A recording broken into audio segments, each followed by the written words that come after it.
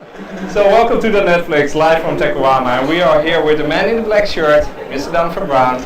Thank you, Donovan, for joining us in our little cozy podcast. Oh, no, thanks for having me. I appreciate it. It's really fun. Fresh from the stage. Fresh from the stage. Just Awesome. finished. Yeah. So can you give a little bit of an introduction for the people who may not know you? Yeah, so my name is Donovan Brown. I'm a Principal DevOps Manager at Microsoft. I'm on the Cloud Developer Advocacy team, and I run our DevOps team. So I went and picked what people call the League, which is basically 5 people who all love DevOps but come from completely different backgrounds. Okay. Cool. Yeah, I heard the .NET Rust that you did with Richard and with Carl. Yeah. And like you said, actually, you could pick the team you want. So Yes. that's pretty cool. Yeah, it was an opportunity you simply could not pass up, right? And I had like this dream team in my head. I was like, oh man, I know who I would go get. And I only missed one person, right? One person didn't join, but other than that, I got everyone else that I wanted. Which is Awesome. Yeah, the team is. It's one of the most.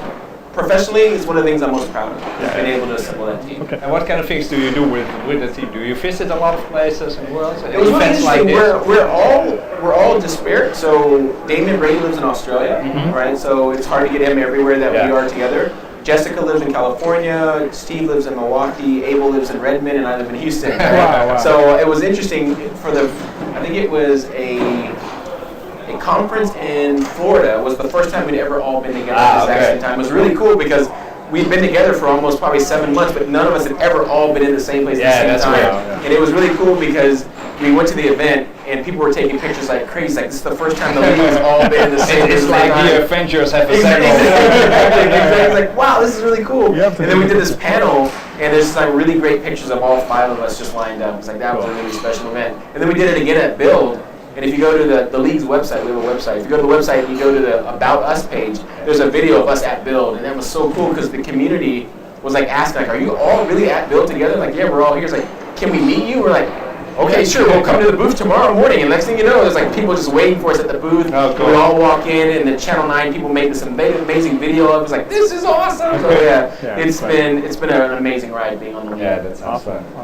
Cool. So you guys are working on DevOps stuff because that's pretty important, and I see also lots of our customers also going into DevOps. And, I think it's very good that people think it's important now that you need something like that. Can you tell us something about the recent rebranding of VSTS to Azure DevOps? Great. So it's more than a rebranding, but that's how everyone sees it. It's a rebranding. We didn't just change the name. No. We also changed the way that you acquire the product itself. Exactly. Because historically, when you had it as VSTS, you got everything. And even if you didn't want to work item tracking, it was right there in the navigation. Even if you were using Issues or Jira. If you were using GitHub, you still had our Git repositories. And I can't tell you how many times I was working on an open source project, so the code's in GitHub, but I'm inside of VSTS and I see the Git logo, so I click it and there's no code there. And I panic, like, oh my god, what's all on the, it's in GitHub. So the navigation was there very confusing because it had features I wasn't even using. So what we did is we realized that, and we now let you acquire each of the services individually. Nice. So if you know your code is going to be in GitHub,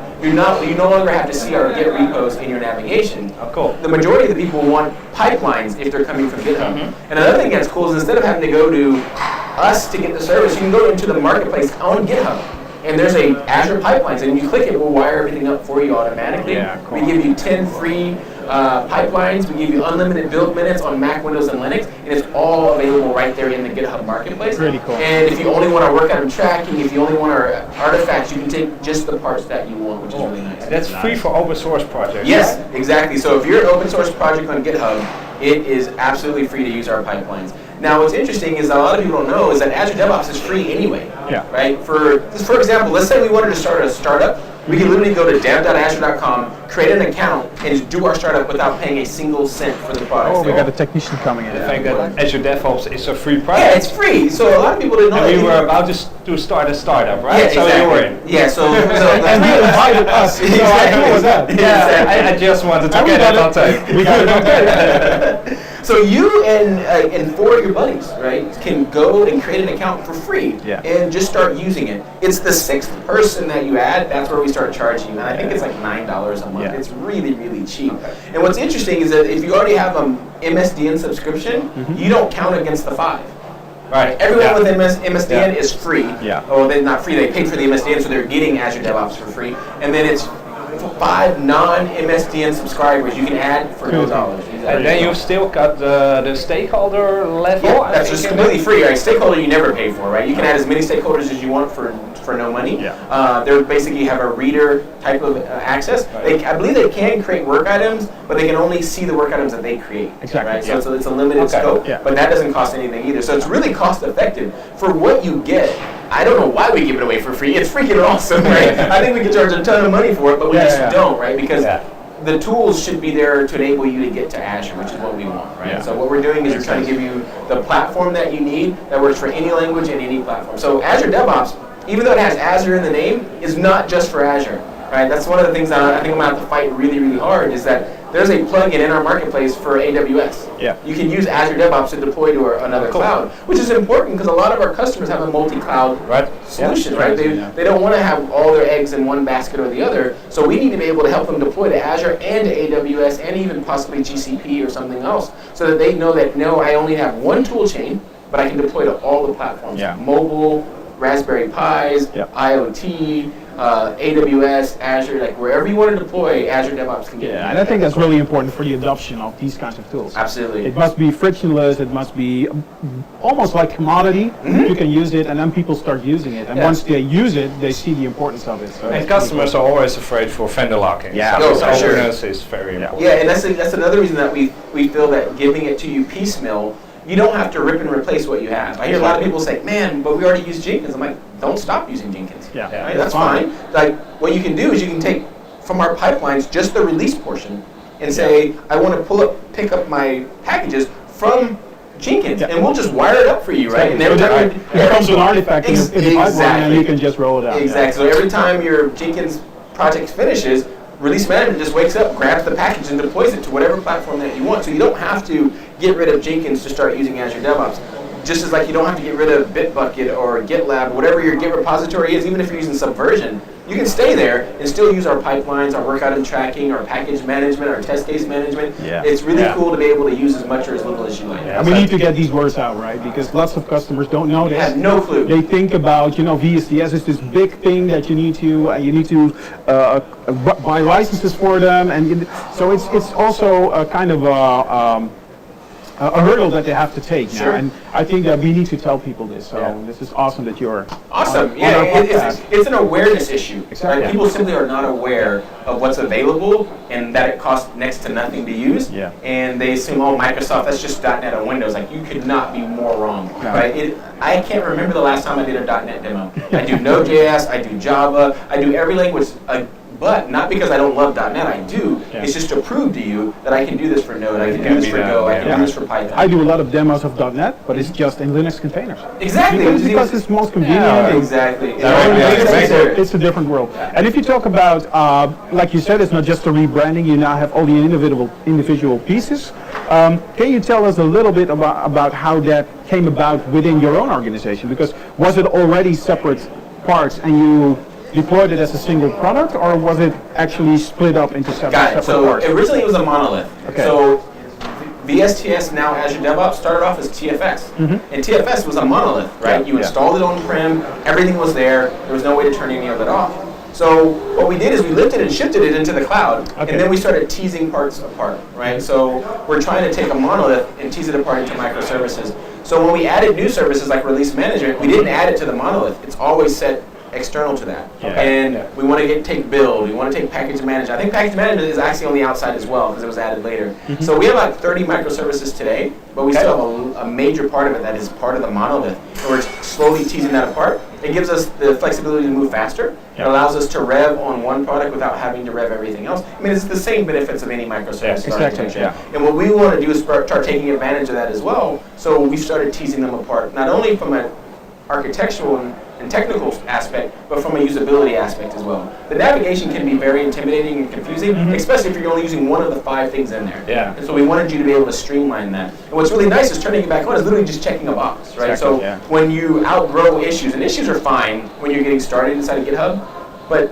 a blank text box is a horrible way to define a bug or a feature, right? You need that guided, like, ask me questions, let me put in the right values, priorities, because you start tagging yourself to death right, in issues, trying to figure out what priority it is, or if it's a bug or a feature. Yeah. And inside of our work item tracking, there are proper entities with different anatomy that have different understandings and rules and behaviors, and that's what you want. A bug is not a feature, right? They're not similar at all, really. Can you call my PO?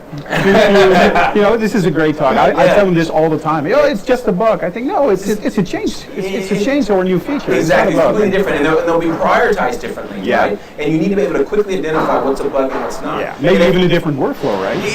Definitely. And then, for example, even the anatomy of a bug is different than a feature. Yeah. A bug has steps to reproduce. Exactly. And I need to know those. Not only do I need to know the steps to reproduce, I need to know what you expected it to do. Yeah. Because you just can't say, this is what I did. And I'm like, yeah, that's what it's supposed to do. Yeah. Right? What did you expect it to do? Yeah. Oh, okay, now I understand where the disconnect is, right? Now, do we need to update our documentation, or is this truly a bug? Yeah. But what you expected to do isn't what I thought you meant to do. This sounds like a familiar conversation. Yeah. Right. And the thing is, the reason that's a familiar conversation is because your bug probably didn't ask that question. Yeah, exactly. So you were just having to ask these questions when our bug knows that, they're going to forget to tell you what this is. So let's go ask them right now. Yeah. And in what version did you find it? Exactly, what build it is in. We can find all that stuff for you. And a feature has an acceptance criteria. And to that feature, we can actually associate manual test cases that we're going to use to validate that. So it's a lot more than just, here's a list of ideas and issues. No, it's like, there's a workflow, there's a methodology behind how we do it. It's not a task list, right? And it's now being used as a task list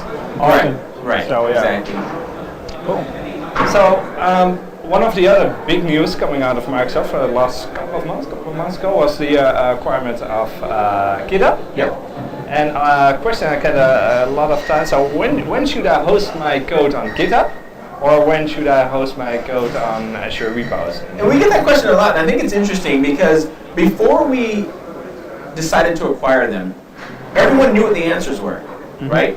They was like, oh yeah, before they were going to acquire them, if you're doing open source, you go to GitHub. Yeah. If you're doing private stuff, you go to Azure DevOps, at that time VSTS.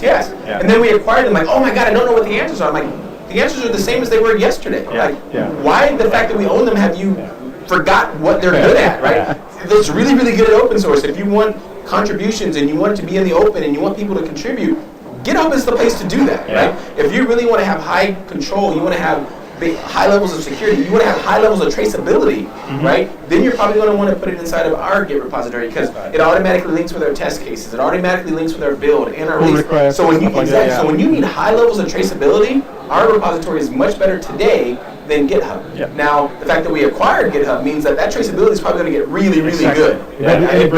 Exactly. So the integration there is going to be really good so that traceability won't be the deciding factor. But public contributions, the pull request experience, some people are just going to naturally be more comfortable in GitHub, and some people are going to be more comfortable in what we do. So, and right now, I don't believe that GitHub has GEFS support yet. I believe it's coming. So if you're doing Windows-sized GitHub repository, you got to come to us, right? Because we're the only people who can handle a 350 gigabyte Git repository. So those are the type of decisions that you ask. It's not Microsoft owns them both, so put it anywhere. Like, no, they're both really good at certain things, and you need to figure out what gives you the most value. Right. And I think one reaction I see quite some time is that people think, okay, so now they've acquired GitHub, they will probably drop their own existing product. No, that is not the plan, right? We're going to keep running GitHub as an independent organization, right? I believe from everything that I've heard, the name is going to stay the same. It's going to be this thing like LinkedIn, right? A lot of people don't realize we own LinkedIn, right? But because it's still LinkedIn, we haven't changed any other stuff. We're going to do the exact same thing with GitHub as well.